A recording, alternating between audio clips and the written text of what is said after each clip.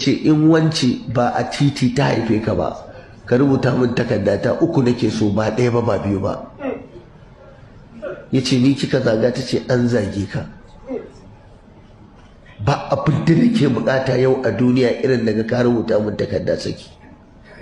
Ya ce wance ki tsaya ki ƙara tunani, mutuwar aure ba abu ne mai daɗi ba, ba na so, na tsare ka, wanda ike son ka ma ba na son sa, ki ba da wuri in wuce. Ta ce wallahi ba za ka wuce ba. Shi da ita a sauran ƙofar gida ya ɗauki takarda ya rubuta takarda, shi wane ya sake wance yau ranar kaza ga watan kaza saki ɗaya. Ya ce karɓi takardarki. Ta buɗe, ka sake ni? Inna lillahi wa inna ilaihi raji'un, ni ka saka kaza ihu da bala'i. Ya ce amma ke wannan ki rena mu hankali wallahi. Ka san me malam, da kuka da ihu ta koma gidan iyayenta. To ba wannan shine damuwar ba, tana zuwa gidan iyayenta ta wurga wa uwarta takardar, tana birgima mai gidanta ya sake ta.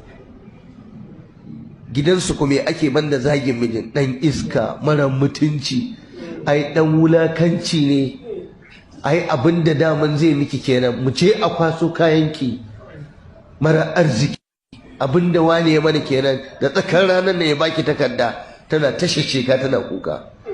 Malam, in baka san mace ba, in baka inna kai da kunna azim, kai din mata. Yanzu ka duba wannan scenario din, ita fa ta tsine masa, ta zage shi, ta zage uwa ta sa.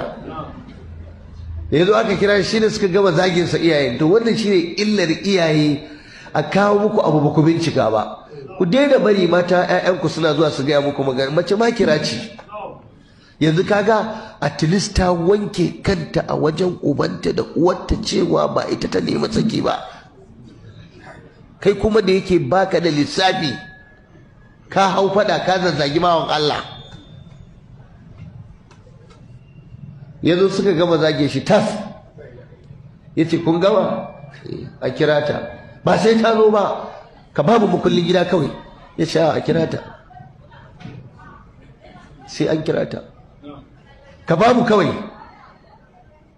Suka ƙi su kira ta. Yayi bayani dalla dalla. Ya gama rantsarantsansa ya tafi ya basu. Za mu ga yadda aka yi, za mu bincika. Ayyub alaikum, ku rinka kula. Wai dan wata kanwarka ta zo, mijinta ya mata kaza ya mata kaza, sai na mai duka wallahi, bari in je. Wataƙila ita ce ba ta da kirki.